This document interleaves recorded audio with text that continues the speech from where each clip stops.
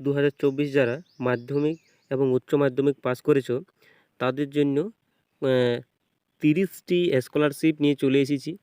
তো তোমরা দেখে নাও কারা কোন স্কলারশিপগুলি আবেদন করার জন্য যোগ্য। এখানে 30টি স্কলারশিপ আছে, তাদের নামগুলি জেনে নাও। তো চলো ভিডিও শুরু করা যাক। প্রত্যেকে দেখতে পাচ্ছ এখানে শিক্ষা ও কেরিয়ার বিভাগ থেকে এটি নেওয়া হয়েছে। এখানে বলা রয়েছে, দেখতে পাচ্ছ, মাধ্যমিক ও উচ্চ মাধ্যমিক পাস ছাত্রছাত্রীদের জন্য 30টি স্কলারশিপের নাম এবং আবেদন ও যোগাযোগ করার লিঙ্ক এখানে দেওয়া হলো। প্রথমে যেটি রয়েছে সেটি হলো নবান্ন স্কলারশিপ। দেখো এখানে নবান্ন স্কলারশিপ আবেদন করার যে ওয়েবসাইট সেটা কিন্তু এখানে দেওয়া রয়েছে। এটি মাধ্যমিক এবং উচ্চ মাধ্যমিকদের জন্য, মাধ্যমিক যারা পাস করেছে এবং উচ্চ মাধ্যমিক যারা পাস করেছে তারা কিন্তু আবেদন করতে পারবে এটা।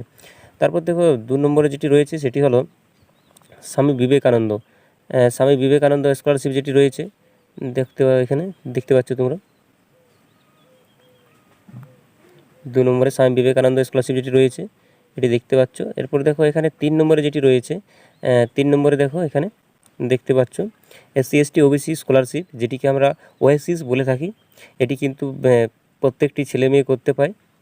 নম্বরে যেটি রয়েছে সেটি হলো মেরিট কাম মেন্স স্কলারশিপ সংখ্যালঘুদের জন্য। দেখো এখানে কিন্তু প্রত্যেকটারই ওয়েবসাইট দেওয়া রয়েছে, তোমরা সেগুলিতে যোগাযোগ করতে পারো। তারপর দেখো 5 নম্বরে যেটি রয়েছে সেটি হলো কন্যাশ্রী প্রকল্প। এটাও কিন্তু শুধু মেয়েদের জন্য স্কলারশিপটি। এরপর দেখো 6 নম্বরে যেটি রয়েছে সেটি হলো পারস্পরিক স্কলারশিপ।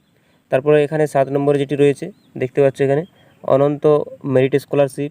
তারপরে 8 নম্বরে যেটি রয়েছে সেটি হলো জিপি বিড়লা স্কলারশিপ। তারপরে আছে দেখো প্রিয়ঙ্বদা বিড়লা স্কলারশিপ। 10 নম্বরে যেটি রয়েছে সেটি হলো জগদীশ চন্দ্র বোস স্কলারশিপ।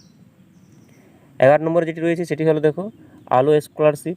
12 নম্বরে সীতারাম জিন্দাল স্কলারশিপ।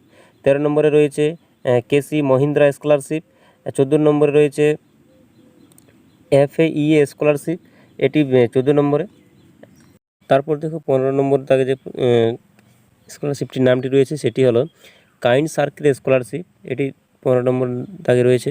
তারপর দেখো 16 নম্বর দাগে যেটি রয়েছে সেটি হচ্ছে kind scholarship for young women. এরপরে 17 নম্বর দাগে যেটি রয়েছে সেটি হলো HDFC ব্যাংক ECSS স্কলারশিপ। এরপর 18 নম্বর দাগের যেটি রয়েছে সেটি হলো সাহু জয়েন ট্রাস্ট স্কলারশিপ। এরপরে 19 নম্বরে যেটি রয়েছে সেটি হলো ইন্ডিয়ান অয়েল স্পোর্ট স্কলারশিপ। 20 নম্বরে যেটি রয়েছে সেটি হলো ফেয়ার অ্যান্ড লাভলি স্কলারশিপ। 21 নম্বরে যেটি রয়েছে সেটি হলো মৌলানা আজাদ ন্যাশনাল স্কলারশিপ। এবার 22 নম্বরে যেটি রয়েছে সেটি হলো এই সময় আত্মদ্বীপ ইয়ং স্কলারশিপ। এরপর 23 নম্বরে যে স্কলারশিপটি রয়েছে সেটি হলো বিদ্যাসারথী স্কলারশিপ। 24 নম্বর দাগে যে স্কলারশিপটি রয়েছে সেটি হলো ইন্ডাসল্যান্ড ব্যাংক স্কলারশিপ। তারপরে 25 নম্বরে যেটি রয়েছে সেটি হলো এশিয়া হার্ট ফাউন্ডেশন স্কলারশিপ। 26 নম্বরে রয়েছে গৌরব ফাউন্ডেশন স্কলারশিপ। 27 নম্বরে যেটি রয়েছে সেটি হলো গুগল গুগল স্কলারশিপ। 28 নম্বরে যেটি রয়েছে সেটি হলো লোরেল ফাউন্ডেশন স্কলারশিপ।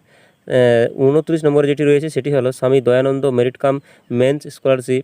এবং লাস্ট যেটি রয়েছে সেটি হলো ন্যাশনাল স্কলারশিপ পোর্টাল। এই ছিল তোমাদের 30টি স্কলারশিপ সম্পর্কে পরিচিতি। তো তোমরা প্রত্যেকেই দেখতে পারো কে কোন স্কলারশিপের জন্য যোগ্য, এটা কিন্তু তোমরা পোর্টালে গিয়ে দেখতে পারো ক্লিক করে।